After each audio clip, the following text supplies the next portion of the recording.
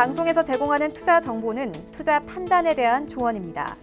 방송에서 제공하는 주식의 가치, 가격 상승 및 가격 하락에 대해서는 방송사에서 보장하지 않습니다. 이 시각 헤드라인 뉴스입니다. 아시아 주요국 증시가 오늘 오전 대체로 상승세를 보이고 있습니다. 전 세계적으로 코로나19의 신규 확진자 수가 둔화세를 보이며 주요 증시들이 사태를 지켜보는 분위기로 돌아서고 있는 상황입니다. 통계청이 발표한 2월 산업활동 동향에 따르면 지난달 전 산업 생산은 올 1월 대비 3.5%가 줄어들었습니다. 2011년 2월 구제역 발병 당시 3.7% 감소 이후 9년 만에 최대 감소폭입니다. 국제 유가가 폭락세를 지속하고 있는 가운데 국내 주유소의 휘발유값이 리터당 1,300원대로 내려갔습니다. 이는 1년 만으로 지난 10일 리터당 1,500원대에서 20일에는 리터당 100원 이상 급락한 겁니다. 한국은행은 한미 통화수업 자금에 대한 첫 번째 외화대출 경쟁 입찰 결과 모두 87억 2천만 달러 응찰액 전액 낙찰됐다고 밝혔습니다. 이에 따라 4월 2일부터 87억 2천만 달러가 시중에 공급될 예정입니다. 시청자 여러분 안녕하십니까. 오늘장 내일장 출발하도록 하겠습니다. 서정덕입니다. 지금 시장이 상승폭을 좀 줄여가고 있는 모습인데 일단 오늘 장 초반의 흐름 굉장히 좋았습니다. 전일 미국 시장이 또다시 급등을 했는데 트럼프 대통령이 지금 아무래도 부활절을 전후로 해서 사회적 거리두기를 끝내겠다. 한마디로 오늘까지로 사회적 거리두기를 미국은 끝내고 4월 12일 부활절 전후로 해서 모든 사태를 일단락짓겠다라고 공언을 했는데 이렇게 되면 가뜩이나 늘어나고 있는 코로나19 신규 확진자가 더 늘어날 수 있다라는 비난을 피할 수가 없을 것으로 보인다라는 여론을 이기지 못하고 사회적 거리두기를 또다시 연장을 한 겁니다. 안도의 랠리가 나왔고요. 부양책들이 여전히 지금 기대감이 올라와 있는 상황입니다. 그리고 존슨앤존슨즈에서도 백신 개발 착수 소식을 전했습니다. 각국에서 지금 백신 개발, 치료제 개발, 임상 소식들이 계속 들려오고 있는 상황인데 그러다 보니 시장은 악재보다는 호재에 조금 더 반응을 빨리 하고 있는 모습이었습니다. 그런데 오후 들어서 지금 시장의 상승폭이 좀 줄어들고 있는 상황이 전개가 되고 있고요. 변동성은 여전히 강합니다. 그리고 양시장 모두 수급은 좋지 못한 상황 전개가 되고 있고요. 코스닥의 흐름이 훨씬 더 좋은 이유는 코로나19에는 백신 관련 키트, 진단시약, 여러 가지 치료제, 백신 관련 종목들이 즐비합니다. 그리고 이 종목들이 번갈아 가면서 급등락을 거듭하는데 대체적으로 오름세를 오늘도 보여주고 있는 상황이다 보니까 코스닥이 잘 갔고요. 또 대장주 셀트리온 헬스케어 같은 경우에는 지금 20%가 넘는 급등을 보여주면서 신고가 경신하는 모습도 보여주고 있습니다. 이 외에도 총선 관련 테마주, 대북 관련주 급등 흐름 가져가는데 하나하나 좀 체크해 보도록 하겠습니다. 코스피부터 확인해 보도록 하죠. 코스피 보시면 1730입니다. 일단 1700선 지켜주고 있고 나쁘지 않은 흐름은 여전한데 오늘 하루간의 흐름을 좀 보셔야 될 것 같습니다. 보시면 ETF 종목들 하시는 분들께서 요즘에 관심 많으실 것 같은데 저 같은 경우에도 지금 지수를 볼 때 ETF 종목을 오히려 열어놓고 보면 지수의 흐름이 조금 더 잘 보입니다. 지금 인버스 종목들이 낙폭을 빠르게 줄이고 있다라는 건 지수가 상승폭을 줄이고 있다라는 부분으로 해석이 되는 부분인데 일중 흐름 보시면 갑작스럽게 지금 상승폭이 확 줄어드는 모습이 포착이 되고 있죠. 다음 볼까요? 개인은 5,526억 원, 오늘도 개인은 어마어마한 물량을 매수하고요. 기관 외국인 매도하는데 일단 외국인이 쉽게 돌아오지 않고 있는 상황입니다. 오늘도 외국인은 매도고요. 기관도 어제 좀 사더니 오늘은 또 전주채 매도 가져가고 있는 상황입니다. 다음 볼까요? 시총 보시면 삼성전자, SK하이닉스 오늘 좀 주춤합니다. 전체적으로 봤을 때 지금 전기전자 업종 그리고 기존에 한마디로 지난해 연말 그리고 하반기 올 초 1월, 2월 이 코로나 사태가 본격화되기 되기 전까지 시장을 주도하던 전기전자, 2차 전지, 5G 이 섹터들이 전체적으로 오늘 힘을 받지 못하고 있는 상황입니다. 이런 가운데 삼성바이오로직스 4% 강세, 셀트리온 18% 강세인데 셀트리온 그룹주 같은 경우에 잘 보셔야 되는 게 서정진 회장이 또 합병 이야기에 대한 이슈가 지금 불거지고 있는 상황이고요. 여기에 지금 키트나 치료제, 백신 관련한 이슈까지 있다 보니까 셀트리온 3인방은 오늘 훨훨 날아가는 모습입니다. 다음 보도록 하죠. 네이버 상승하고요. 현대차 올라가고 LG생명 올라갑니다. 중국 관련 소비주도 지금 계속해서 보합권 수준으로 움직이고 있는 가운데 2차 전지 관련주들 LG화학, 삼성SDI 잠시 뒤에 보시겠지만 밀리고 있고요. 오늘 물산은 빠지는데 건설주들은 오르는 종목들도 꽤나 많이 보여지고 있습니다. 다음 보도록 하죠.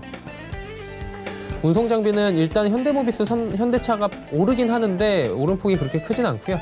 NC소프트 큰 폭의 상승 나옵니다. 삼성 SDI 3%대 하락, SK텔레콤 보합, KB금융은 지금 1%대 약세 흐름 가져갑니다. 다음 볼까요? 코스닥 시장 흐름 좋습니다. 2.78%, 557.19포인트 지금 올라가고 있는데 하루간의 흐름을 잠깐 보도록 하죠. 보시는 것처럼 여기도 툭 꺾입니다. 지금 꺾이는 부분이 요상하게 지금 2시경으로 해가지고 깎이고 있는데 그러다 보니까 지금 지수 움직임도 좀 더 변동성이 심화되고 있는 상황입니다. 다음 볼까요? 보시면 여기도 개인만 삽니다. 2,742억 원, 기관, 외국인 파는데 어제는 외국인이 좀 사던 코스닥 시장인데 하루 만에 바로 지금 개인이 또 주로 매수를 하고 있는 상황입니다. 코스닥 시장에서 사실 개인이 무조건 매수한다고 해서 최근에는 나쁜 것은 아니다. 이런 지금 보고서도 나오고 있는 상황입니다. 워낙에 증시 주변 자금의 흐름이 활발한 상황에서 개인들의 자금이 풍부하다는 거죠. 이런 상황 속에 시가총액이 그렇게 크지 않은 코스닥 종목들의 개인이 수급이 들어갈 경우에는 오히려 상승 랠리를 이어갈 수 있다.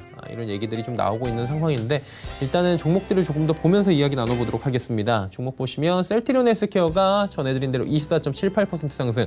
합병 얘기 나왔는데 합병 당시에 저희 잠시 뒤에 이지환 전문위원 출연할 때 다시 한번 여쭤보도록 하겠습니다. 왜 셀트리온 헬스케어가 합병에서 가장 유리한 고지를 선점하는지를 다시 한번 상기를 시켜보도록 하겠습니다. 제일 크게 올라갑니다. HLB 지금 상승하고요. 셀트리온 제약 16%.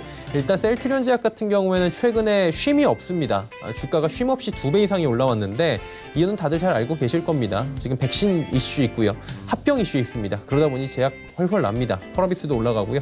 시젠이 사실 어떤 악재라기보다는 시젠 워낙 많이 올라왔습니다. 13만 원대 고점 찍고 어제도 변동성 강했는데 오늘 상승장에서도 시젠은 좀 빠지는 이유는 시젠이 많이 올라온 부분에 대해서 피로감 누적 그리고 차익 실현 매물들 이런 부분 그리고 테마가 급격하게 좀 지금 치료제 쪽으로 옮겨가는 분위기도 시장에서 포착이 됩니다. 다음 보도록 하죠. CJENM 빠지고요. 스튜디오 드래곤은 반대로 올라갑니다. KMW 전해드렸다시피 5G 오늘 주도주들이 전체적으로 좀 어려운 가운데 코미팜 헬릭스미스는 조금씩 올라갑니다. 다음 볼까요? 슈젤 상승합니다. 그리고 SK머티리얼, 제넥신, 에코프로비엠, 원익 IPS 전해드렸다시피 에코프로비엠 2차 전지 대장주도요. 오늘도 하락이 나오고 있는 상황입니다. 최근에 유가를 좀 보셔야 됩니다. 2차 전지는. 다음 보도록 하겠습니다. 원달러 환율은 1220원대까지 다시 조정받고 내려옵니다. 금일폰 방송에서 제공해드리는 정보는 투자 판단에 대한 조언일 뿐입니다. 해당 주식의 가치와 수익률 보장해드리지 않는다는 점 참고해 주시기 바랍니다. 이 시각 특징주 바로 살펴보도록 하겠습니다. 정보경 캐스터입니다. 네, 3월의 마지막 거래일입니다. 오늘 양시장은 코로나19 치료제와 백신 개발 기대감에 빨간불 켜고 있는데요. 코스피가 1%, 코스닥이 3% 가까이 오르고 있습니다. 이 시각 이슈 종목들은 어떤 게 있는지 지금부터 만나보시죠. 이 시각 종목 핫3입니다. 현대 HCN, 바이오니아, 조비가 올라와 있습니다. 오늘 가장 먼저 만나볼 종목은 바이오니아입니다. 코로나19 진단키트 수출 허가를 획득했다는 소식이 전해졌는데요. 현재는 전날 대비 25% 넘게 급등했고요. 거래가 15,350원입니다. 하루간의 흐름도 확인해 보시죠. 오늘 꾸준히 상승폭 키워가는 모습이고요. 현재는 고점 부근에 위치해 있습니다. 바이오니아의 코로나19 진단키트 2종이 수출용 허가 승인을 획득했습니다. 바이오니아는 이번 수출용 허가 승인으로 이번 주부터 코로나19 진단키트 550만 테스트 수출을 시작하게 되는데요. 공급 계약을 체결한 루마니아를 비롯해서 유럽, 중동, 남미, 동남아시아 등의 진단키트 공급을 확정했고요. 이외 40여 개 국가와도 계약을 논의 중이라고 합니다. 다음 종목 만나보시죠. 네, 폼페이오 미국 국무장관이 북한과의 대화 의지를 재차 강조하면서 조비가 급등하고 있습니다. 현재 조비는 가격 제한폭까지 올랐고요. 거래가 12,350원입니다. 하루간의 흐름도 확인해 보시죠. 오늘 오전 10시를 조금 넘기면서 상한가로 직행하는 모습입니다. 폼페이오 장관이 북한 지도부와 다시 마주 앉길 희망한다면서 북한의 비핵화 협상 복귀를 촉구했습니다. 한편 대북 제재와는 별도로 코로나19 사태와 관련해서는 북한에 대한 인도적 지원 의사를 재확인했는데요. 이란과 함께 북한을 지원하겠다는 입장은 수차례 밝혔지만 이번엔 처음으로 세계식량은행을 언급하기도 했습니다. 이 같은 발언에 오늘 조비를 비롯해서 농업주와 대북 관련주들이 강세를 보이고 있습니다. 오늘의 마지막 종목 만나보시죠. 현대 HCN은 케이블 TV 사업 매각 추진 소식에 급락했는데요. 현재는 전날 대비 9.52% 내렸고요. 거래가 3,420원입니다. 하루간의 흐름도 확인해 보시죠. 오늘 장 초반에 급락이 나왔고 반등에 성공하지 못하면서 계속 낙폭을 키워가는 모습입니다. 최저가는 3,410원입니다. 현대백화점의 자회사인 현대 HCN이 방송통신 사업을 물적 분할하고 케이블 TV 사업 매각 추진을 검토한다고 공시했습니다. 현대 HCN은 케이블 TV 사업자 중에서 현금 창출 능력이 가장 높았는데요. 통신 3사의 IPTV 위주로 빠르게 재편되는 유료 방송 시장 환경이 이번 매각의 결정적인 이유로 꼽히고 있습니다. 지금까지 이 시각 종목 핫3의 정보경이었습니다.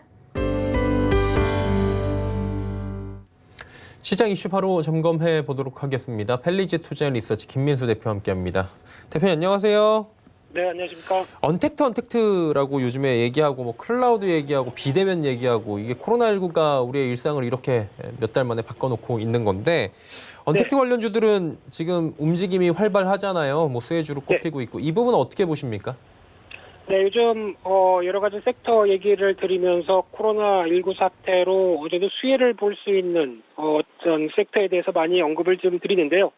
그중에 하나 또 요즘 언급이 많이 나오고 있는 클라우드 관련주에 대해서 오늘 말씀을 드려보게 되면요. 일단 잘 아시는 것처럼 말 그대로 클라우드입니다. 구름이죠. 그러다 보니까 이 데이터를 한 곳에, 그렇죠. 저희는 지상에서, 땅에서 단말기를 통해서 뭐 PC나 아니면은 뭐 핸드폰이나 뭐 어떤 모바일 기기를 통해서 자료를 작성하거나 데이터를 이용하게 되면 그거를 과거에는 해당 기기에만 저장을 하게 됐었는데 이제는 바뀌었죠. 어떤 한 곳에 구름 안에 위에서 총괄해서 데이터를 그쪽으로 보내고 거기서 필요할 때마다 어떤 기기에 접속해서든지 꺼내 쓸 수 있다라는 개념이 나오는 게 클라우드라고 보시면 될 것 같고요. 그러다 보니까 이제 가장 큰 장점은 장소에 그리고 기기의 구애를 받지 않는다라는 관점이 나오다 보니까 쉽게 말씀드리면은 지금 얘기가 가장 많이 나오는 어떤 여러 가지 IT 기반의 흐름을 가져갈 때 가장 어떻게 보면 필수적인 그리고 또 다양하게 쓰일 수 있는 흐름이다라고 보시면 될 것 같고요. 그러다 보니까 기업의 입장으로 봤을 때는 기업 내에 어떤 서버나 저장 장치를 따로 두지 않고 외부 아웃소싱을 통해서 충분히 일을 진행할 수 있다라고 하게 되면 비용이 가장 크게 절감이 될 수 있죠. 그에 따른 분위기가 과거 한 4, 5년 전부터 계속 시장에서 어떤 성장세도 커지고 그에 따른 분위기도 계속 트렌드로 자리 잡아간다라고 보시면 될 것 같고요. 그러다 보니까 가장 각광을 받는 게 데이터 센터입니다. 즉 서버나 네트워크, 스토리지 같은 IT 서비스에 관련된 필요한 서비스를 이제 24시간 365일 제공을 하게 되는 상황들이고요. 그렇게 되면은 과거에는 IT 관련된 쪽에서 어느 정도 상주 직원이나 어떤 관련된 IT 서비스를 한다고 하게 되면 부서나 어떤 단독적인 법인이 필요했었는데 이제 이런 쪽이 필요 없이 하나의 데이터 센터에 대한 유지 보수 비용만 내게 되면은 충분히 이를 활용할 수 있다는 쪽에서 어떤 변화가 나오고 있고요. 그러다 보니까 이제 두 가지로 나뉩니다. 퍼블릭 클라우드와 프라이빗 클라우드가 나오는데 퍼블릭 같은 경우는 개방형이다 보니까 보통 이제 좀 작은 스타트업이나 이제 막 기업을 시작하는 입장 쪽에서 많이 쓰게 되고요. 그러다 보니까 자료들이 서로 다 모이다 보니까 빅데이터라고 하는 데이터를 분석할 수 있는 여러 가지 방향들이 확인이 되고 있고요. 그러다 보니까 아마존 웹 서비스, 마이크로소프트 등이 이쪽에 대해서 제공을 하고 있다라고 보시면 될 것 같고요. 또 하나 폐쇄형으로 보게 되면 프라이빗 클라우드죠. 그러니까 즉 우리는 보안에 더 신경을 쓰겠다. 돈을 더 줘도 우리만의 독자적인 서버를 갖겠다라고 하게 되면 좀 비용이 높은 반면에 보안을 유지를 할 수 있다는 쪽도 나오고 있는데요.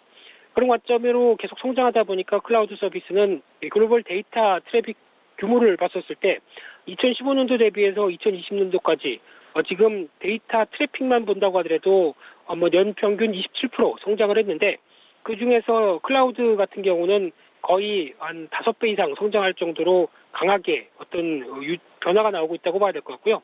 그런 차원에서 이제 4차 산업혁명 시대의 중요성, 게다가 코로나19 사태에 대해서 비대면이 증가하다 보니까 이제 쇼핑도 온라인으로 쇼핑하고 거기다가 영화관도 안 가고 오히려 비디오 스트리밍 서비스로 OTT라고 그러죠.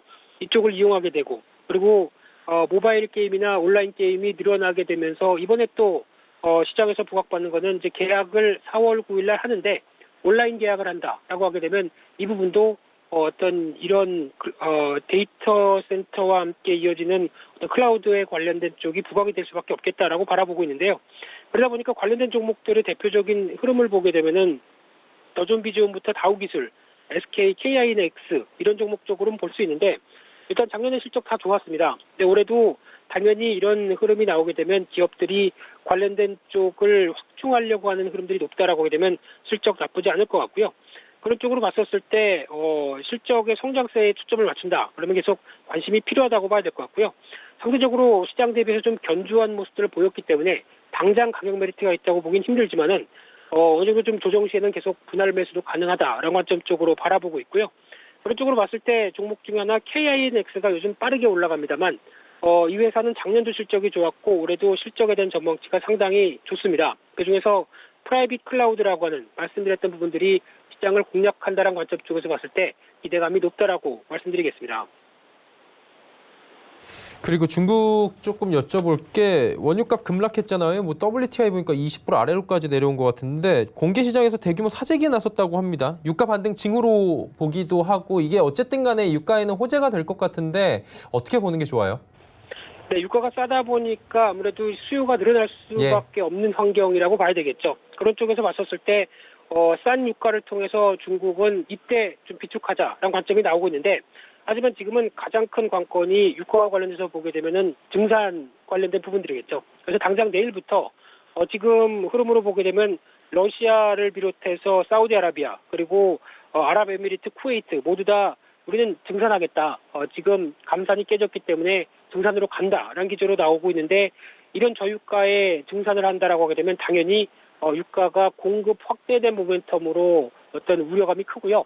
물론 한 60달러대 있던 WTI가 20달러까지 와서 더 밀리겠느냐라고 한다고 하더라도 20달러대 있던 유가가 10달러대로 간다. 반토막입니다. 50% 하락입니다. 그렇기 때문에 지금 같은 어떤 증산과 관련된 모멘텀들이 어느 정도 다시 변화가 나오지 않는다고 하게 되면 아무래도 수요가 들어온다고 하더라도 과거 대비해서 어떤 글로벌 코로나 사태 이후로 나온 글로벌 충격에 의해서 기반이 된다라고 하게 되면 수요가 확 살 수 없는 단계죠. 그런 관점으로 봤었을 때 일단 조만간 증산이 실질적으로 이어지느냐에 따라서 유가에 대한 동향들도 주목할 필요가 있을 걸로 보여지고 있고요. 그런 관점 쪽에서 미국이 먼저 어떤 전략 비축률을 계속 매입하겠다라는 관점 쪽에서 시도를 했다가 의회의 반대와 함께 잠정 보류가 됐죠. 그런 관점 쪽에서 일단 중국은 조금 더 빠르게 움직이고 있습니다. 최대 원유 수입국이죠. 그래서 이런 저유가를 통해서 초대형 유조선 84척을 투입해서 지금 200만 배럴을 한 척당 적재할 수 있다라고 하게 되면 약 한 1억 6,800만 배럴도 이번에 한 번에 비축을 하겠다라는 의도로 보여지고 있는데요. 게다가 제3기 석유 비축 기지까지 준공을 하는 사람들이 올해 말에 나온다고 하게 되면 아마 국제 규정의 한 91분까지는 비축을 할 수 있지 않을까로 바라보고 있는데요. 게다가 또 유가가 싸다 보니까 원자재 펀드 같은 경우도 국내에서도 지금 한 5천억 대 이상 자금이 한 달 동안 들어오면서 언젠간 사놓으면 오르겠지라고 생각하면서 들어오는 원자재 펀드들도 상당히 많다고 보여지고 있는데요. 하지만 지금 같은 시점에서 앞서 말씀드렸지만은 어느 정도 어떤 수요와 공급 모멘텀 쪽에서 아직까지는 확실하게 턴할 수 있는 흐름들이 나오지 않는다라고 하게 되면 아마 유가가 빠르게 반등하기에는 좀 더 어떤 확인된 흐름들이 필요하지 않을까 그렇게 보여지고 있습니다. 네, 알겠습니다. 원유 이야기까지 나눠봤고요. 오늘 말씀 여기까지 듣겠습니다. 고맙습니다. 네, 감사합니다. 헬리지 투자앤리서치 김민수 대표와 함께했고요. 이슈 칼럼 이어갑니다.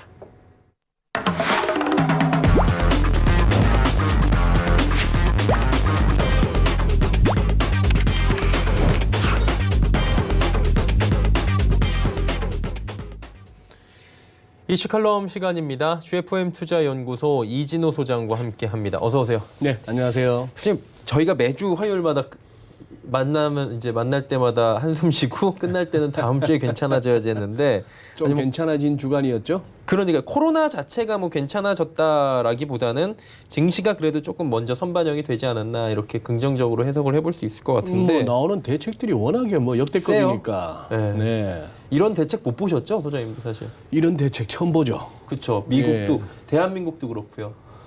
뭐 전 세계적으로 우리도 포함해서 양적 완화는 처음이죠. 앞을 겨를이 없어요. 그러니까요. 좀 열만 난다 싶으면 중환자실에 집어넣어 버리니까. 에크모 씌워놓고요, 계속. 어쨌든 그러다 보니까 글로벌 증시가 뭐 이번 주에는 좀 웃으면서 방송을 할 수 있는 게 반등 모색이 되고 있고요. 네. 전체적으로 봤을 때. 근데 이제 지금 시장의 고민이 혼란 상황이 좀 끝나는 거냐, 아니면은 이게 사실 2008년도 10월 달 차트부터 쭉 보니까 이렇게 대규모 자금이 들어간 뒤에 좀 혼조세를 석 달, 넉 달을 보였더라고요. 월봉상으로 네, 보니까. 네. 비슷하게 가지 않을까라는 시장도 있는데, 시각도 있는데 어떻게 네. 보세요, 이거는? 그렇죠. 지금 이제 시장에서 가장 주된 요즘 토론이 야 이거 바닥 본 거야? 그렇죠.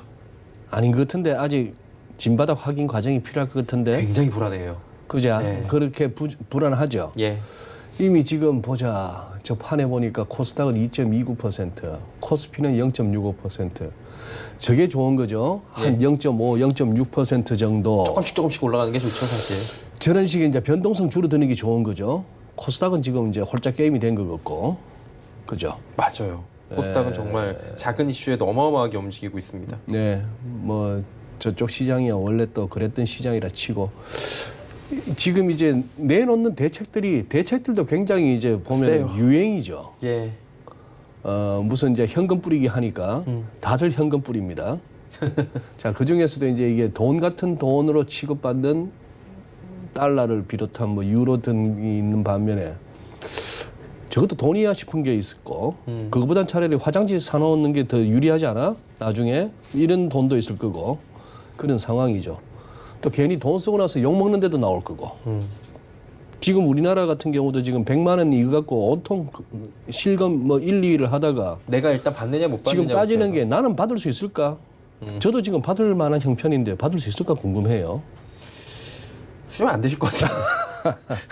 자, 한번 하도 웃을 예. 일 없다가 우선 웃을 일 보세요. 만들어봤죠, 예. 모든 시장이 지금 비슷합니다. 왜 예. 이렇게 이제 급등락을 거듭하다가 왜 조용한가 하는 부분을 우선 기술적으로 설명드리면은 다우지수 한번 보시죠. 예. 다우지수 보시면은 이렇게 급하게 떨어졌습니다. 지금 요즘 모든 경제지표 차트도 그렇고 주가 차트도 그렇고 예전에 그 어떤 그 플럭추에이션이 보이던 이 차트들이 예. 예전 거는 전부 다 도토리 키재기가 되고 요즘 것들이 너무 커지잖아요. 그렇죠. 무슨 뭐 신규 실업 수당 청구권 깜짝 그런 놀랐어요. 식인데 예. 자 이렇게 해서 충분히 이제 떨어지고 나서 아래 꼬리도 달리고 무슨 뭐 기술적인 매수 다이버전스도 예, 보이고 하다가 다 터졌죠. 이때 막 대책들이 막 쏟아져 나오는 거 아닙니까? 그렇죠. 그것도 중간에 왜 대책이 왜 없었겠어요? 이때 파월 의장 성명 나왔고 50bp 금리 내렸고 제로 금리도 갔고 했어도 안 됐어요. 떨어질 만큼 떨어져야 이제 통하는 거죠. 예. 그러고 나서 지금은 뭐죠? 5일선하고 21선이 부딪히고 있습니다. 요 안에 지금 조금 갇혀드는 거예요. 예. 야 바닥 봐서는 사람들은 사고 싶겠죠. 그렇죠. 근데 이 정도 왔으면은 자 이 정도가 아니면은 자 그동안 낙폭의 38.2% 이게 21선하고도 마주치니까 다우가 그러면 요거 넘으면은 한 1,500포인트, 1,300포인트 더 가능하겠네? 뭐 이런 식의 흐름. 예. 자 그러면은 코스피도 마찬가지죠. 5월선하고 21선 안에서 지금 며칠째 놀고 있죠. 예. 우리도 지금 1750 근처가 크리티컬한 거예요. 이번 낙폭에 여기가. 그런데 21선은 누르고 있고. 예. 이러다 보니 자 지금 무슨 얘기냐면 이 이후에 샀던 세력들은 이쯤 오면 털고 싶다는 그런 얘기도 되는 거죠. 그렇죠. 자 그런 상황이기도 합니다. 그렇다면 여기서 또 우리 기억은 해두고 가죠. 1750 이러다가 며칠 진통을 겪다가 열면은 다행이네요. 외우기가 쉽습니다. 1850, 1950 다음은 100포인트씩 또 올라가네. 추가로 예. 한 번 더 노려볼 수 있는 흐름이에요. 근데 이제 고민은 뭐죠? 우리 진짜 다 온 거야? S&P 500도 정대경그 말씀하신 것처럼 기간적으로도 보시죠. 예. 기간적으로도 보시면은 2007년 초부터 해가지고 2009년 3월까지 적어도 어떻게? 한 2년은 가까이 이런 장이 있었는데 행보를 이번에 한 2달로 끝? 2월, 3월로 끝? 시간적으로도 그렇고 시기적으로도 그렇고 그 당시 낙폭을 보더라도 이번에는 이 정도밖에 안 되는데 미국은 그래서 조금 반등 후에 나올까 하는 그 걱정을 하는 거죠. 예. 여기서 한 번 더 전에도 한번 말씀드렸던 것 같은데 미국 증시의 베스트 시나리오는 지금 여기서 대칭형이 나오는 겁니다. 이 원 안에서 이쪽에 대칭형 정도가 나오는 거예요. 예. 정책에 대한 기대감, 뭐 어쩌고 저쩌고 지표 조금 개선, 그러다가 또 아닌가, 또 뭐 어쩌고 저쩌고 하다가 이렇게 하는 수렴을 정도가 하다가. 베스트 시나리오고 네. 지금 예상되는 건 여기서 반등 나오다가 한 번 더가 있을까 봐 걱정하는 거예요. 그렇죠. 그런 상황. 우리 코스피도 마찬가지. 과거에 외환위기 때 이 정도 75%, 76%, 금융위기 때도 57% 넘게 이번에 여기서부터 여기 어떻게 보면 우리 코스피가 정확하게 진정한 고점은 2018년 2월부터였어라고 생각하는지도 몰라요. 예. 이게 진정한 우리 차트인지 몰라요. 아니 네. 경기였던지 몰라요. 그렇죠. 어떻게 보면은 미국도 여기서부터는 밀렸어야 되는 장인데도 불구하고 억지로 끌어왔던 것지도 몰라요. 예. 그러다 한 번에 다 토했을 수도 있고 그런 상황이죠. 그런 상황에서 첫 번째 질문에서 제가 오늘 드리고 싶은 말씀 다 드릴게요. 여기서 그러면은 자 이것이 오늘 WHO 들어갔더니만 지도 색깔이 또 이렇게 바뀌었네요. 그야말로 팬데믹이죠. 야. 약간 옅고 짙을 뭐그 말도 안 나와. 차이뿐이지. 미국이 이제 짙어졌죠. 제일 미국이 짙어지고 예. 여기 중국은 오히려 옅어졌어요. 옅어졌습니다. 하얀 데가 있네요. 요 뭐 남아공 위에 여기가 뭐더라 보츠와나인가 뭐 이런 데고 사우디 쪽에는 예멘이 아직 뭐 그다음에 여기 와 북한 청정 국가가 있네요. 아직 신고를 안 한 거죠? 자, 뭐 제가 드리고 싶은 말씀이 그런 겁니다. 한번 지금부터 보여드리는 걸 보고 우리가 판단을 하자는 얘기죠. 눈에 보이는 게 다일까? 이것도 한번 보시죠. 코로나 보도라는 사이트에 갔더니만 정확하게 딱딱 나오네요. 괄호 아래 빨간색은 하루 동안의 확진자 증가 숫자입니다. 미국이 힐러리 클린턴이 트위터에다 이렇게 얘기했더만요. 이게 트럼프가 말했던 아메리카 퍼스트냐? 미국이 이제 1등 했다고. 1등을 했다. 예. 거기에 대해서 또 이제 비판도 있죠. 이런 걸 보면은 정치 지도자라 할 만한 사람들이 이런 상황 하에서 그런 트윗을 날린다. 제가 봐서는 인간들이 좀 더 혼이 나야 돼요. 국가 지도자가 되겠다고 할 정도급 사람들이 이런 상황에서 아무리 정치적으로 그간다 하더라도 미국 그 원하던 아메리카 퍼스트 됐네 이런 소리나 하고 있는 상황이면은 우리 인간들은 좀 더 아직도 그 교만이 그리고 아직도 겁을 상실 못한 거예요. 중국 전체적으로 41명 확진, 완치율 93.3 이런 나라가 살아야겠군요. 병이 나도 적어도 10명 중에 9명 이상이 사는 이런 데를 가야겠네요. 미국은 3.4%밖에 완치를 못하고 있는데 완치율 굉장히 낮네요. 이태리가 10만 명이 넘고 스페인이 이제 막 뻥뻥 터지는 거 보세요. 하루에 2,700명. 와. 독일도 3,000명 가까이. 프랑스 4,000명 넘었고요. 예. 하루에 느는 사람이. 우리나라 13번째네요. 처음에 중국 다음에 넘버 2를 하더니만 많이 내려왔습니다. 자, 그런 상황인데 이 표에서 우리가 무엇을 또 생각해야 될 것인가? 중국 진짜 없니? 유튜브 보니까 상하이는 지금 난리 난 것 같던데 뭐 이런 생각을 해볼 수 있는 거예요. 어디 상하이뿐이겠습니까? 대도시가. 자, 그리고 이 정도는 돼줘야 이게 메이드 인 차이나 지표죠. 오늘 발표됐지 않습니까? 중국 예. 국가통계국에서 3월 제조 PMI. PMI. 2월 달에 이렇게 뚝 떨어지더니 예?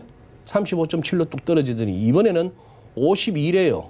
이게 근데 와 이게 수치상으로는 가능한 건데. 수치상으로 물론 이것이 일종의 심리 지수니까 그렇죠. 뭐 설문조사기도 하니까 비제조업 쪽에서도 그러면 52.3으로 경기가 뭐 좋습니다. PMI라는 지표의 산출 방식상 이런 식의 어떤 가능성은 뭐 엿보인다고 하지만 요즘 우리 코로나 바이러스 때문에 마스크를 끼고 다니지 미세먼지 때문에 마스크를 낀다고는 볼 수 없는 그나마 공기 좋은 날이 좀 이어지고 있죠. 그렇죠. 앱, 뭐 다양한 앱이 있습니다만 그 지도를 볼 것 같으면 중국 상공이 그나마 이렇게 희끄무리하게 그나마 하늘이 깨끗해 보이는 것도 참 오랜만이에요. 네. 과연 진짜 이 심리 지표가 말하는 만큼 중국 산업이 완전히 회복되고 돌아가고 있나 궁금하죠.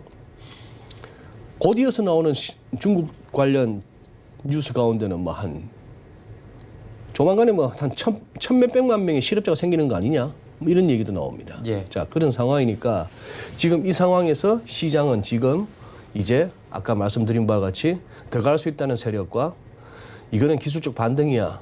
아직까지는 좀 더 지켜봐야 돼 하는 세력 간이 부딪히면서 조금 혼조세로 접어드는 거죠. 그나마 다행인 것은 일국의 지수가 8%, 10%, 11%, 다우가 1000포인트, 2000포인트 움직이는 장은 이제 마무리되었다는 것은 그나마 좀 나은 거예요. 그렇죠. 이러다가 또 다우가 자고 일어났더니만 1000포인트 넘게 2000포인트 뭐 이런 식의 뭐 오르든지 내리든지 하는 장이 온다면은 예. 올라도 문제요, 내려도 문제인데 그쵸. 그런 식으로 또 장이 펄떡펄떡거리기 시작하면 그 또한 피곤합니다.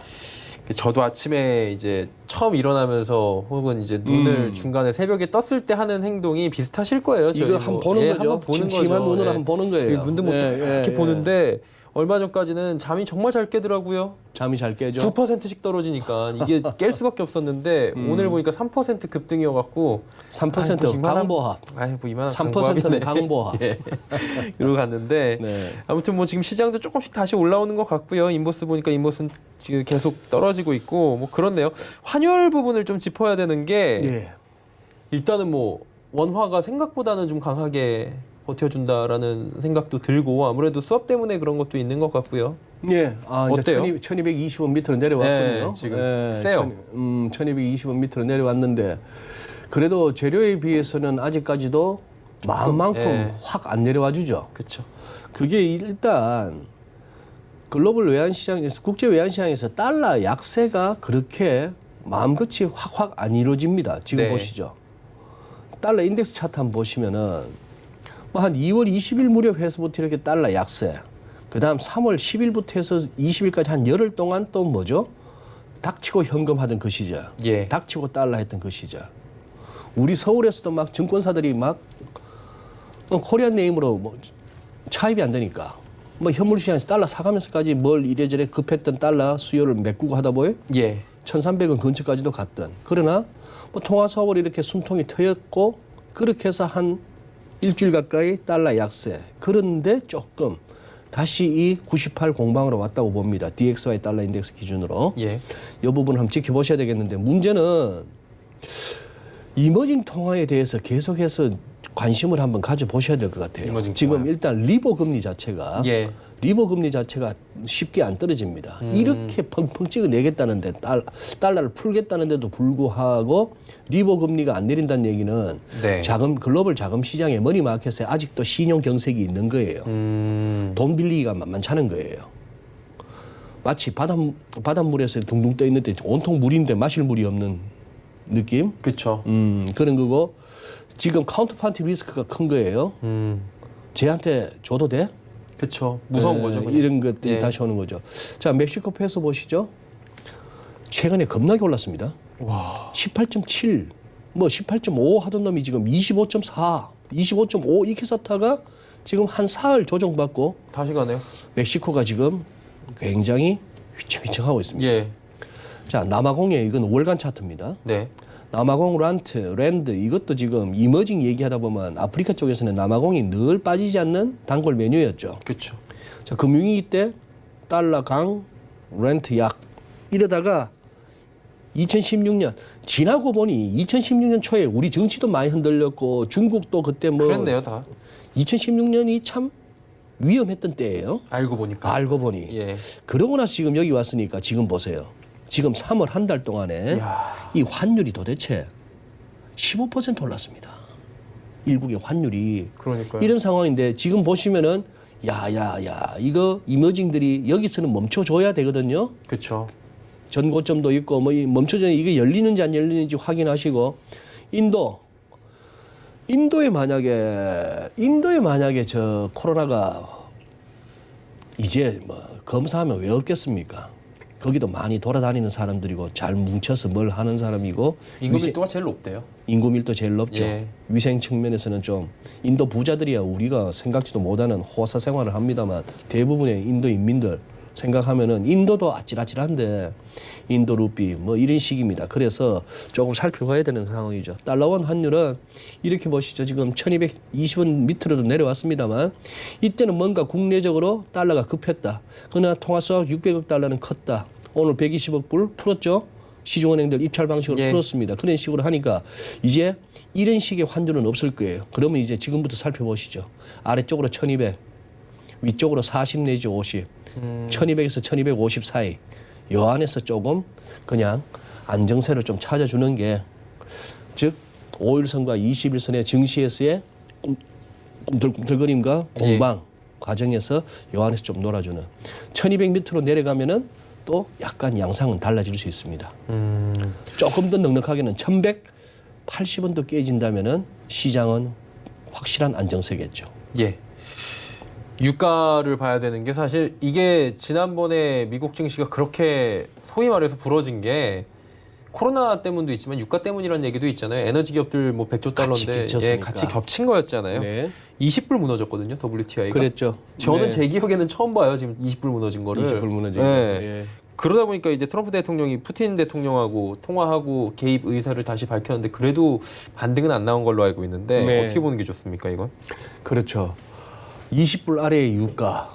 어제 장중에 이제 한 19불대 초반까지 갔다가 네. 지금 이제 그런 상황이죠. 그런데 저 또한 눈으로 보고 겪기로는 나머지 부분은 다 책으로 봤던 얘기입니다. 10불 근처, 뭐 10불 아래, 예.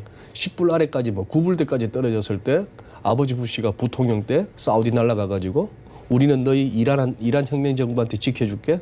그 대신 우리는 너희 석유 안전하게 확보하자. 뭐 이런 빅딜을 쳐서 예. 그렇게 했는데요. 유가도 마치 이렇게 코로나 바이러스 대응하듯이 트럼프 대통령이 왔다 갔다 하면서 처음에 초기 대응이 아니했죠. 예. 휘발유 값이 싸지니까 너무 좋은 거 좋은 아니야? 거 아니야? 뭐 그러다가. 이랬다가 예. 조금 있다가 적당할 때 내가 개입할게. 적당할 때 하는 개입이 어제 이른바 푸틴 대통령과의 통화였다는 얘기죠. 몇 가지가 뉴스를 기사를 읽다 보면은 이렇게 시사하는 바가 있습니다. 발표를 크렘린 궁에서 했어요. 대변인이 미국 요청으로 통화가 길어졌다까지 얘기해요. 그런 기사에서 우리가 느낄 수 있는 거는 미국이 똥줄 탄다 이런 얘기예요.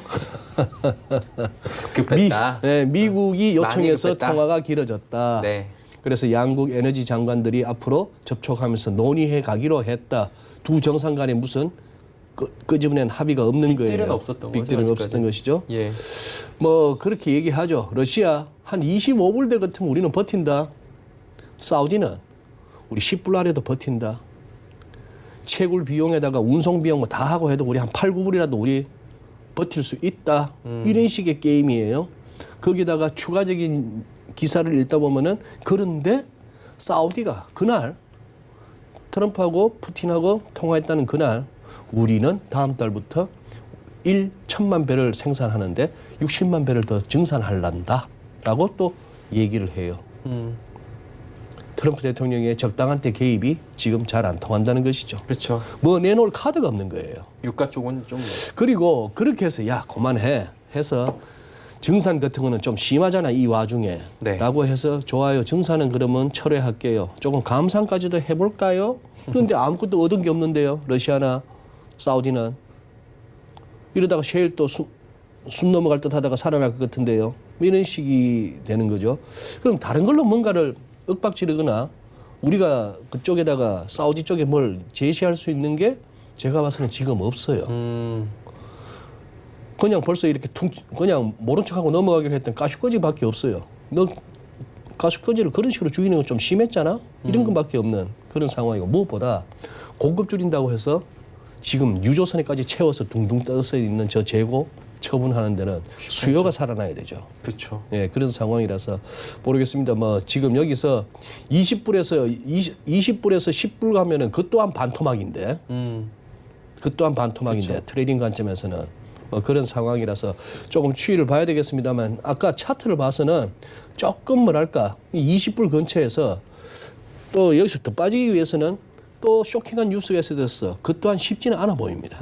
예, 여기서 조금 시장들이 주가도 환율도 그리고 유가도 여기서 조금 세월을 조금 보내야 될 것 같아요. 그리고 정책 효과가 어느 정도 나는지 그리고 그 정책의 실행 과정이 정말 진정성이 있는 것인지 미국이든 어디든 이거 선거를 미국은 대선, 한국은 총선 앞두고 원칙과 무슨 공정한 어떤 절차 없이 괜히 그러다 보면은 미국도 어디도 잘못하면 돈 쓰고 욕만 먹습니다.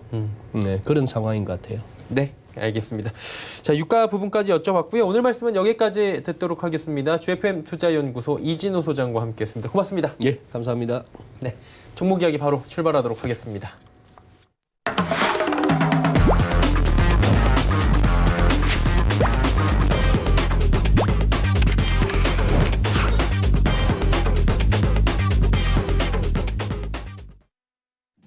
네, 이제 종목 이야기 바로 출발하도록 하겠습니다. 오늘은 AR 인베스트먼트의 오현진 팀장 연결돼 있습니다. 어서 오세요. 네, 안녕하세요. 시장 특히 코스피 쪽의 변동성이 좀 상당한 것 같은데 다시 좀 잦아든 것 같아요. 상승 쪽으로 지금 방향을 틀었는데 어떤 종목들을 보면 좋을지 하나하나 들어볼까요? 네, 일단은 종목에 대한 압축이 이제 좀 필요한 시기라고 생각을 하고 있기 때문에 대부분 이제 실적주로 한번 이제 포진을 시켜야 되지 않을까 싶습니다. 오늘 첫 번째로 말씀드릴 종목은 일단 테스인데 그 반도체 가격 지수라고 볼 수 있는 그 DXI 지수 작년 말 바닥을 찍고 꾸준히 우상향을 했고요. 코로나19 사태가 지속되고 있지만 반도체 수요 크게 위축되지 않았습니다. 삼성전자와 SK하이닉스가 전년비 개선된 매출과 영업이익을 보여줄 것으로 하반기에는 좀 전망이 되고 있습니다. IT 대형주와 장비주는 이제 실적과 주가 추세가 비슷하게 진행되는 특성이 있죠. 삼성전자나 SK하이닉스보다 이제 장비주를 보는 것은 아직 시장이 좀 불안정하기 때문입니다. 특히 삼성전자는 이제 국내 증시와 연동성이 강해요. 최근에 개인 투자자가 매수를 하면서 코스피 시장도 상당히 끌어올리기는 했지만 아직까지도 외국인은 순매도입니다. 그래서 이런 외국인의 순매도가 조금이라도 더 거세진다라고 했을 때 지수의 흔들림이 동반될 수는 있어요. 삼성전자가 지금 저렴한 구간이라고 하더라도 빠르게 올라가기 조금 어려울 수 있다는 관점에서 볼 때 상대적으로 반도체 업종이 좋다라는 데 베팅을 하기 위해서는 삼성전자보다는 장비주가 조금 더 유리할 수도 있다라고 판단을 하고 있습니다. 또 코로나19가 좀 완화되는 시기에는 그 4차 산업형 반도체 수요도 본격적으로 확대될 것으로 보여지고 있습니다. 인공지능과 또 사물 인터넷 그리고 자율주행차, 5G 이렇게 4차 산업과 관련된 모든 분야에 반도체가 적용이 되죠. 특히 부가가치가 높은 비메모리 반도체 수요가 급증할 가능성이 높습니다. 비메모리 반도체는 메모리 반도체 대비해서 가격 변동성이 적고 판매 단가도 높고 시장도 최대 4배까지 성장할 것으로 전망이 되죠. 특히 삼성전자가 2030년에 비메모리 반도체 부분 1위 달성을 목표로 하고 있습니다. 향후 약 133조 원이 그 비메모리 반도체 부분에 투자가 될 것으로 보여지고 있고 그 테스의 주요 고객이 삼성전자이기 때문에 이에 따른 수혜가 충분히 가능하다라고 판단하고 있습니다. 최근에 코로나19에도 불구하고 그 중국 시안 공장 구축이 예정대로 진행이 되고 있고요. 테스가 삼성전자 시안 공장에 반도체 제조 장비를 납품하기로 결정을 했죠. 그래서 앞으로 추가 수주에 대한 기대감도 높다고 판단하고 있습니다. 바닥을 찍고 반등을 시도하고 있는 구간입니다. 5일 이평선 위에 안착은 일단 성공을 했기 때문에 조금 더 가볍게 움직일 수 있지 않을까 판단하고 있고요. 매수가는 금일 종가에서 보고 목표가는 22,000원, 손절가는 18,000원 정도 잡아보도록 하겠습니다. 두 번째는 이제 그 제약바이오주 중에 녹십자입니다. 최근에 제약바이오주 흐름이 워낙 좋아요. 코로나19 관련해서 묶이는 종목들이 많다 보니까 전체적으로 투자 심리가 좀 살아나는데 녹십자 같은 경우에는 코로나19가 굳이 엮지 않아도 개별적인 모멘텀이 충분히 풍부한 종목이라고 생각을 합니다. 오늘 갭상승을 띄우면서 이제 고점 돌파도 시도하고 있기 때문에 조금 더 가볍게 움직일 수 있는 가능성이 높아졌다라고 판단하고 있고요. 녹십자는 이제 독감 백신을 비롯한 제조 백신을 수출하고 있는 업체입니다. 녹십자가 생산하는 품목 중에 이제 가장 마진율이 좋은 것이 이제 제조 백신인데 그 내수와 수출 독감 수도 백신과 같은 제조 백신 같은 경우 원가율이 50% 내외로 마진율이 좋습니다. 특히 올해는 그 수출 물량 조절을 통해서 원가 통제가 가능할 것으로 보이고요. 이 제조 백신 부분이 전년비 30% 이상 고성장을 보일 것으로 전망되면서 또 올해 영업이익은 전년비 60% 이상 증가할 것으로 보여지고 있습니다. 특히 이제 그 희귀질환 치료제죠. 이 헌터라제라는 제품이 상반기 중국 승인이 기대됩니다. 현재 코로나19로 승인 시점이 다소 미뤄진 부분이 있지만 상반기 내로는 허가가 가능할 것으로 보고 있고요. 이 희귀질환 치료제는 이제 그 시장에 치료제가 없거나 이제 적기 때문에 앞으로 일반 신약 대비해서 빠른 시판도 기대해 볼 수 있다는 부분 역시 긍정적으로 체크해 보실 수 있을 거라고 생각됩니다. 지금 이제 단기적으로 갭 상승을 띄었다가 도지라서 아마 방향성이 나올 거예요. 근데 당장 이제 뭐 더 튄다라는 개념보다는 눌렸다가 갈 가능성이 높기는 한데 기간 수급이 튼튼하게 받쳐주고 있기 때문에 뭐 충분히 정고점 돌파하고 올라갈 수 있다고 생각을 합니다. 현재 13만 5천 원 정도인데요. 금일 종가에서 매수 가능하다고 보고요. 목표가는 15만 5천 원, 손절가는 13만 원 잡아보도록 하겠습니다. 마지막 종목은 게임주 펄어비스입니다. 아무래도 이제 게임주가 그 코로나19에 따른 영향에서 상대적으로 조금 이제 자유로운 그런 업종이라고 보시면 될 것 같아요. 또 이제 자회사인 CCP 게임즈의 그 2부 차이나 중국 판호 발급 승인이 됐었습니다. 그래서 중국의 외자 판호 발급은 지난해 11월 이후 4개월 만에 진행이 되는 거고, 펄어비스는 이제 CCP 게임즈를 과거에 2,500억에 인수를 했고요. 주식 100%를 인수해서 경영권을 확보한 상태입니다. 그러니까 이번에 중국에서 판호 발급 승인이 된 게 그러니까 국내 업체에 대한 승인이라고 보기는 조금 어렵기는 해요. 하지만 외산 게임에 대한 판호 발급을 재개한다라는 것은 한국 게임에 대한 판호 발급 기대감도 그만큼 높아진다. 이렇게 보시면 될 것 같아요. 또 시즌제 전용 캐릭터를 생성해서 그 검은 사막 모바일 같은 경우에도 좀 업데이트를 진행하는 모습들 나타나고 있습니다. 검은 사막은 펄어비스의 지금 주요 수익원으로 작용하고 있는데 앞으로도 든든한 매출원의 역할을 해줄 것으로 보여지고 있고요. 펄어비스의 검은 사막이 이제 콘솔 부분에서는 사실 그렇게 큰 성과를 내지는 못했어요. 하지만 계속해서 해외 시장 진출을 추진하고 있기 때문에 뭐 원게임 리스크를 조금 돌파해낼 수 있는, 그리고 검은 사막에 대한 IP 가치를 조금 더 확장시킬 수 있는 그런 가능성들은 충분히 열려 있다, 이렇게 판단하고 있습니다. 기술적인 위치는 충분히 괜찮습니다. 저점에서 21일평선을 돌파하고 상승 추세로의 전환을 시도하고 있는 딱 초입 구간, 그 정도 위치라고 보여지고 있어요. 정고점에서 이제 61일평선이 기다리고는 있는데 요 부분 시간이 걸리더라도 결국은 좀 뚫어낼 것이라고 보고 있습니다. 3일 연속 양봉을 띄워주고 있기 때문에 외국인 수급도 좋고요. 거래량만 붙어주면 조금 더 빠른 상승 기대해 보도록 하겠습니다. 금일 종가 부근에서 매수 가능하다고 보겠고요. 목표가는 19만 원, 손절가는 16만 5천 원 잡도록 하겠습니다. 네, 지난 시간에 에코프로비엠 단기 접근했는데 결과 알고 싶고요. 이번 주에 어떤 종목 단기 접근하면 좋을지까지 함께 들어보도록 하죠. 네, 에코프로비엠은 이제 말씀드린 시점에서 크게 움직임은 없습니다. 그래서 지난주 말씀드렸던 가격과 거의 비슷하게 움직이고 있는 상황인데 아직은 이제 저점을 다지는 구간이라고 생각을 하고 있어요. 현재 위치에서 충분히 매수세가 들어올 수 있다라고 보기 때문에 기존에 보유하고 계신 분들은 보유하시면 될 것 같고 신규 진입도 충분히 가능한 위치다, 이렇게 판단을 합니다. 실적 대비해서는 충분히 많이 밀렸다 생각하니까요. 목표가 66,000원, 손절가 57,000원만 유지하시면 될 것 같습니다. 또 오늘 말씀드릴 단기 종목은 이제 마지막에 언급드렸던 펄어비스입니다. 아무래도 지금 코로나19를 염두하지 않고 종목을 보기가 조금 어려울 것 같아서요. 코로나19 관련된 리스크에도 불구하고 성장할 수 있는 게임주 내에서 종목을 봤습니다. 지금 바닥권에서 외국인 순매수가 꾸준하게 유입되고 있기 때문에 우상향에 대한 기대감은 살아있지 않나 판단하고 있습니다. 앞서 말씀드린 대로 목표가는 19만 원 정도 설정하도록 할 테니까요. 그 정도까지 한번 상승 노려볼 수 있다 말씀드리겠습니다. 네, 펄어비스까지 이야기 나눠봤고요. 오늘 말씀 여기까지 듣도록 하겠습니다. 고맙습니다. 감사합니다. AR 인베스트먼트 오현진 팀장과 함께했고요. 내일의 종목 330 바로 이어집니다.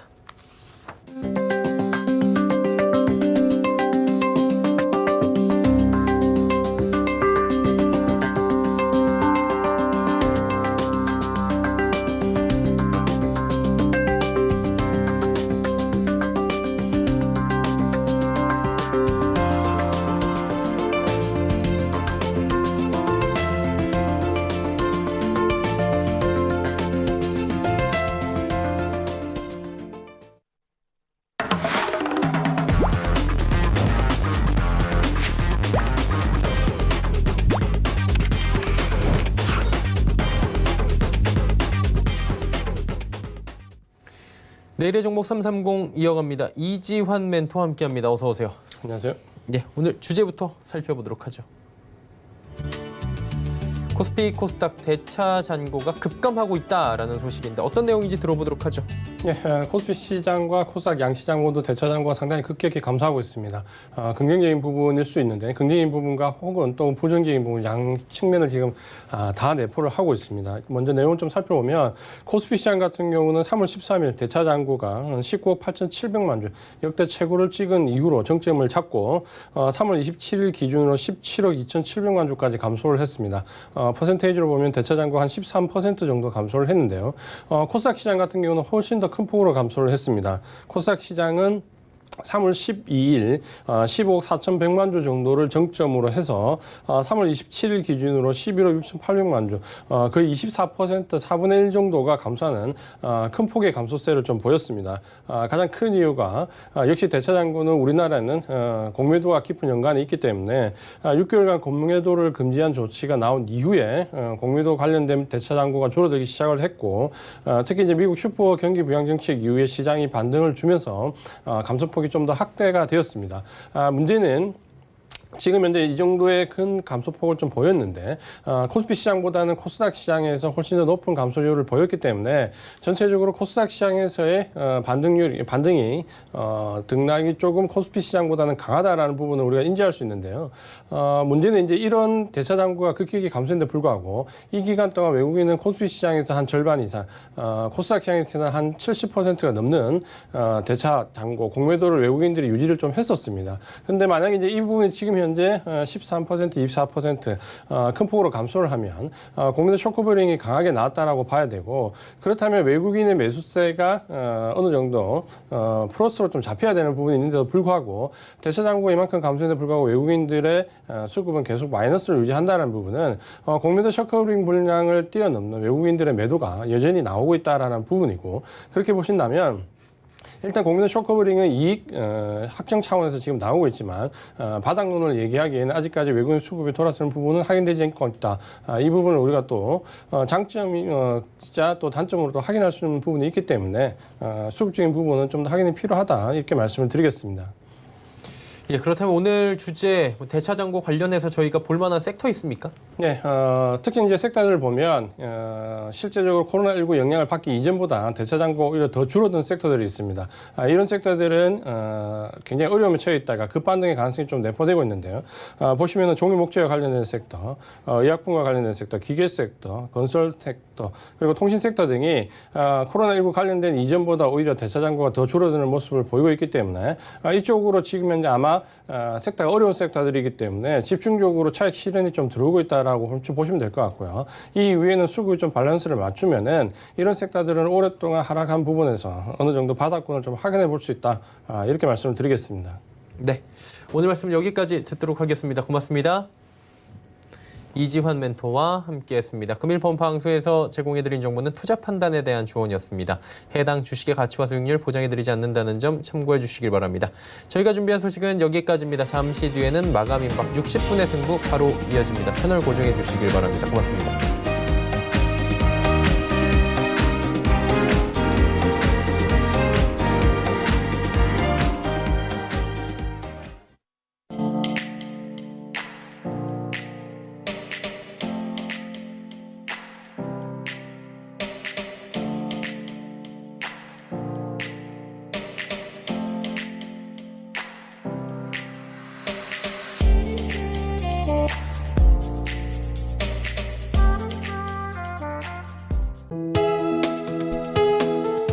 방송에서 제공하는 투자 정보는 투자 판단에 대한 조언입니다. 방송에서 제공하는 주식의 가치, 가격 상승 및 가격 하락에 대해서는 방송사에서 보장하지 않습니다.